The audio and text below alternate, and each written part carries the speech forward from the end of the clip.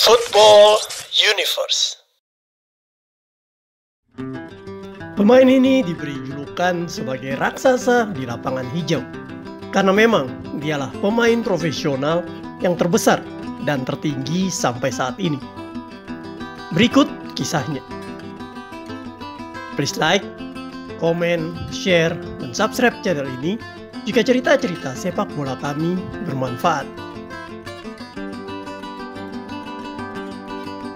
Pada tahun 1902, Sheffield United memainkan laga Football League atau sebutan Liga Inggris waktu itu, melawan Bury di kandang mereka. Sheffield yang merupakan salah satu tim papan atas berhadapan dengan Bury yang peringkat ke-8 waktu itu. Dari segi permainan tentu saja Sheffield di atas Bury, dan mereka pun menguasai jalannya laga sejak peluit dibunyikan. Fans Sheffield yang datang hari itu selain ingin melihat Sheffield tampil menawan, mereka juga selalu ingin melihat keajaiban di gawang Sheffield yang kala itu dijaga oleh seorang kiper raksasa.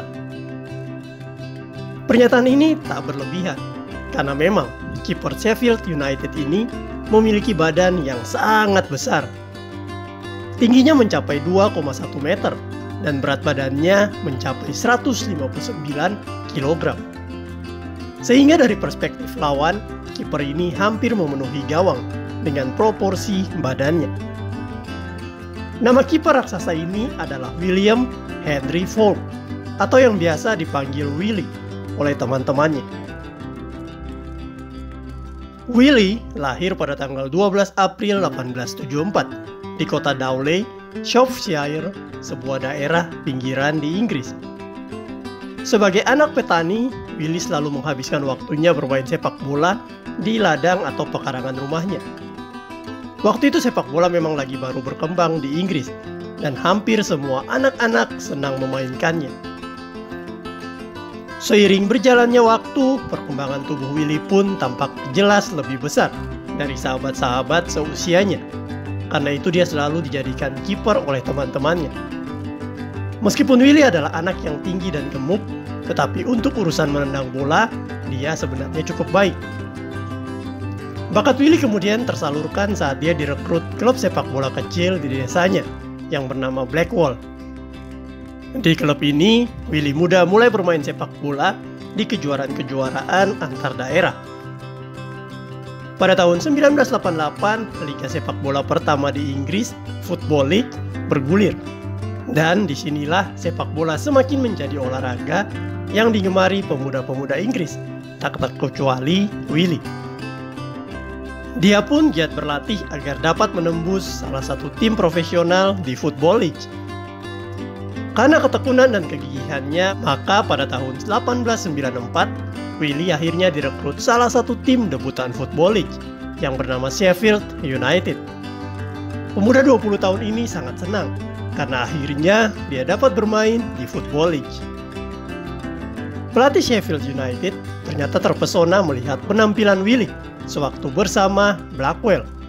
Dan karena waktu itu belum ada peraturan tentang kiper yang tidak boleh diganggu atau ditabrak saat berebut bola di kotak penalti, maka Sheffield membutuhkan kiper dengan fisik tangguh untuk berebut bola di kotak penalti.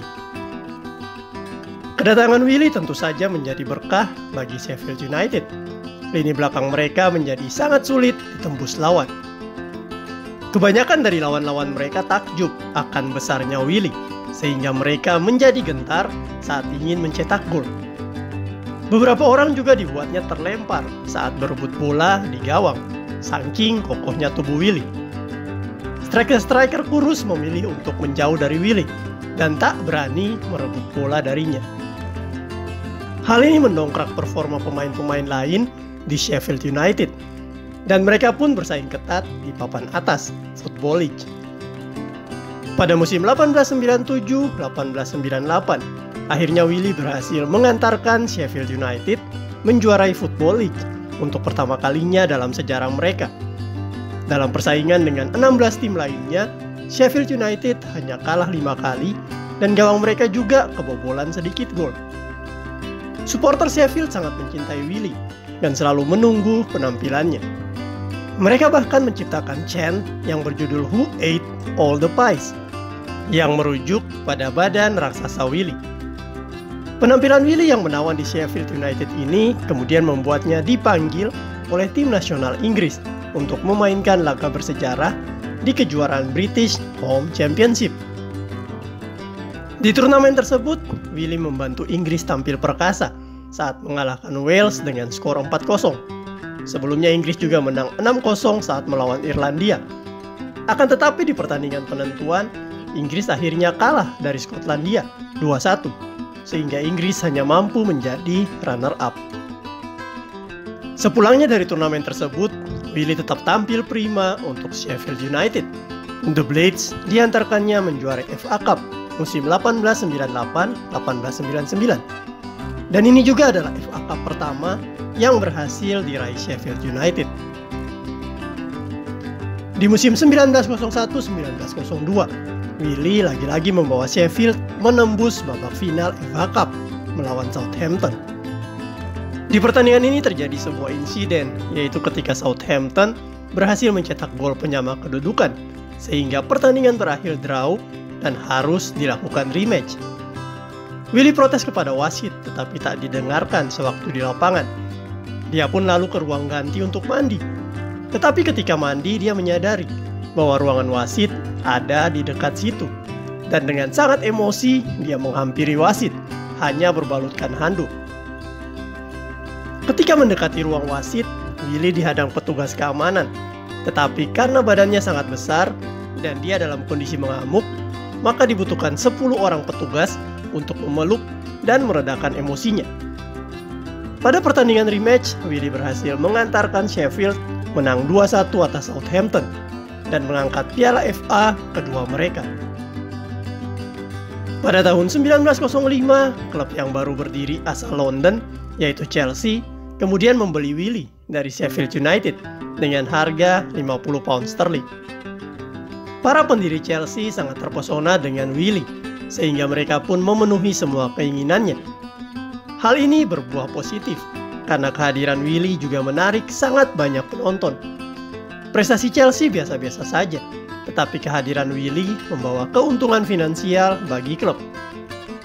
Untuk lebih menarik perhatian penonton, maka manajemen Chelsea memutuskan untuk menempatkan 2 anak kecil di samping kiri kanan gawang. Hal ini bertujuan agar penonton dapat takjub melihat seberapa besarnya Willy jika dibandingkan dengan anak-anak kecil tersebut. Dan hal ini terbukti berhasil. Anak-anak kecil di samping gawang ini selain sebagai komparasi fisik raksasa Willy, mereka juga ditugaskan untuk mengambil bola ketika bola keluar dari lapangan. Dari sininya lahir profesi anak gawang untuk pertama kalinya, dan yang memperkenalkannya pertama kali adalah klub Chelsea bersama kiper raksasa legendarisnya Willy Falk. Di Chelsea, Willy kemudian bermain selama 2 musim, dan pada tahun 1907 dia memutuskan untuk hengkang ke Bradford City. Setelah memainkan 22 pertandingan bersama Bradford, pada tahun 1908 Willy akhirnya memutuskan pensiun dari sepak bola. Willy kemudian membuka bisnis bir di kota Sheffield, sambil kadang dipanggil untuk masuk acara TV dan main film. Pada tahun 1916, di usianya yang ke-42 tahun, Willy kemudian meninggal dunia dan dimakamkan di kota Sheffield. Raksasa sepak bola ini terus dikenang sampai saat ini sebagai salah satu kiper berbakat dengan badan terbesar di dunia.